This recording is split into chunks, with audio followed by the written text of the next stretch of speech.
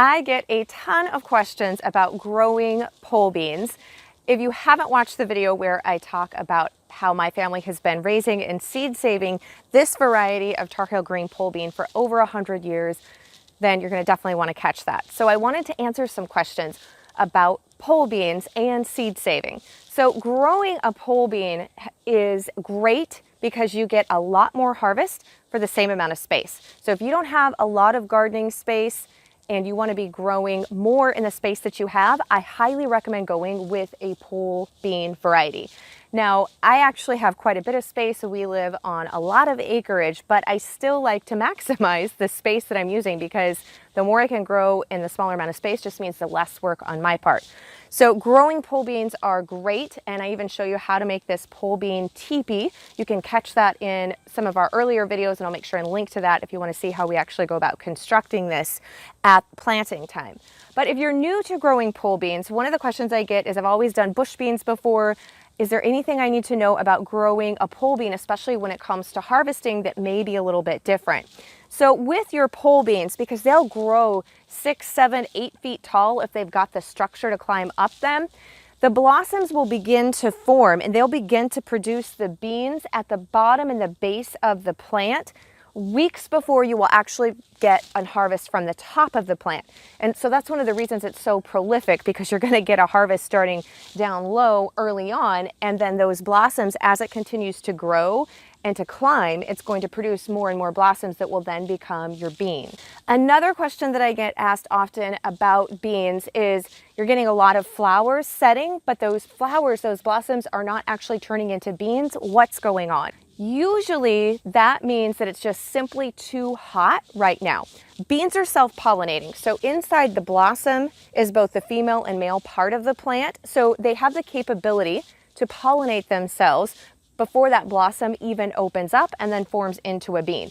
So it's not a pollination issue with the bean plant if you've got blossoms and they're not turning into fruit, because they're self-pollinating. But beans don't like really hot temperatures. So if you're experiencing daytime temperatures of 90, 95 degrees Fahrenheit or even higher for more than a few days at a time or for a good stretch, then that's usually the reason that your blossoms are not actually forming fruit. So don't worry about it, just keep the plant watered, make sure that it's got moisture, it's not drying out. And then once those daytime temperatures start to fall down a little bit, then those blossoms will form and begin to set, and you'll begin to get a bean harvest. So just wait out. I know sometimes in the middle of August, it seems like, or all of August, depending on where you live, that you're experiencing those high temps. But as soon as they start to cool back down, it'll start to produce beans for you again. Now, if you live in a really hot southern climate, you may want to look at your planting time and try to have your beans and your pea plants where they're not going through that extreme heat of summer, or where they're starting and you're using them more as a fall crop. Again, that's definitely going to depend on your gardening zone and if you get frost and when you get frost. So of course, our beans are a warm weather plant. They are not going to survive any type of frost. So as soon as you have a hard frost, it's going to wipe them out. But if you live in the areas where you don't really get a frost, it may be something that you want to consider growing more in the mild temperatures that you have in the fall and winter months. And again, that's for those really southern states and really super warm climates. So another question that I get is, when do you know to harvest your green bean? When you're wanting to use it as just a regular eating bean, and then when you're wanting to use it as a shelled bean, or you're going to look for a seed saving candidate? So that's a great question. And when you're harvesting them just to use as a fresh eating bean, you want to look at the bean and you want it to be where it's still fairly smooth. So these beans, this bean like right here, it's got a little bit of lumpiness on it, but it's still fairly smooth, same as this one. So the bean inside the pod is beginning to form, but it's not huge, it's not overly bloated. And another test is you can snap it and you want to hear it crisp. So it should just snap right into, I didn't actually string this one first. These are a string bean. Had I string it, they're going to snap a lot easier. But see, these just snap right into, it's not rubbery and limp. So these are still perfect for just regular fresh eating green beans. Now, when you're looking to use these as more a shelled bean, or they're starting to become more mature, then you're going to see that they're a lot more lumpy, they're a lot more swollen, and that just of course means that the bean inside is more mature and is larger. So you're just going to open these up. So I still just like to remove that string And then you're just going to open that up and you're going to look at the bean inside. So you're going to kind of examine the size. So this is still a little bit on the small side. When I'm using these as a shelled bean, I like them to be a little bit larger and the inside bean itself to be more white. And this one is still kind of like a pale green color. It's not fully white. So I would consider this one to be a little bit early, and I would let the rest of them go until this is larger and the bean inside is fully white. So that would be more along the lines of this bean here. So you can actually see the difference in color. So this is a brighter green. This one's beginning to turn that pale color. It'll eventually go yellow and then it'll go all the way to white. And you can tell if you're looking at them from this angle that the bean is a lot bigger inside this pod than it is this one. And I'm still a little bit early in the season. I don't have any that are at the stage yet of being a seed bean. But when you open this guy up, you can see how much more mature these beans are, and you can see how much bigger this one is, and it's much more white in color. It's not kind of that Kelly green color. It's almost white and it's a lot larger. So this is kind of ideal for doing at the shelled stage when I want these to be like a white bean, kind of like in place of a navy bean. That's when you want to be harvesting them like this. Now for your seed bean, I don't have any that are even that mature yet. It's too early in the season, but you're going to let them develop on the vine until they're even more bloated than this.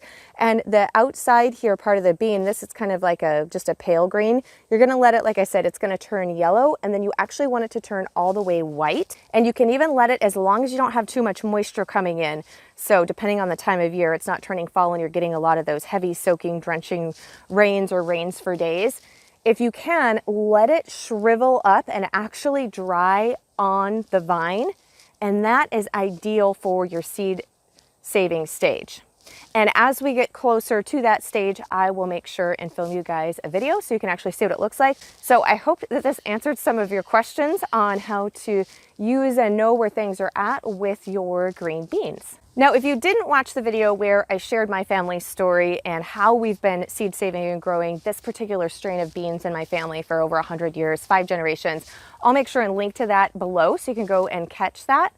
But I get asked, probably the most common question I get asked is, where can I get some of your bean seed? Do you sell it? And this short answer to that is no, we don't sell it. Here where I live in Washington State, there's quite a bit of certification and laws and all that kind of stuff that comes around selling your seed. And we're simply just too small. I'm just growing it for our home use and having a little bit extra to go into that type of route.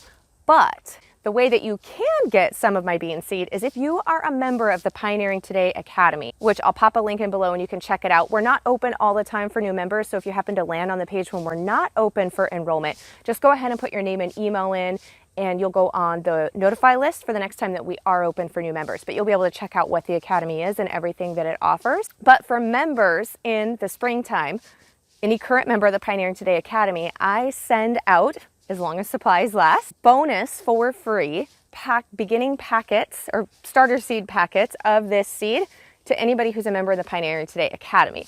And we not only have lessons inside the Academy that teach you how to grow your own fruits and vegetables organically, but I also have a complete seed saving course. And that's one of the reasons, one, I just don't have the volume to send it to everybody. Two, there's the different laws when it comes to selling seeds. But the most important reason is when you get the seeds, I want to make sure that you know how to seed save them correctly so that you can pass them on to, hopefully, generations in your family for years and years to come.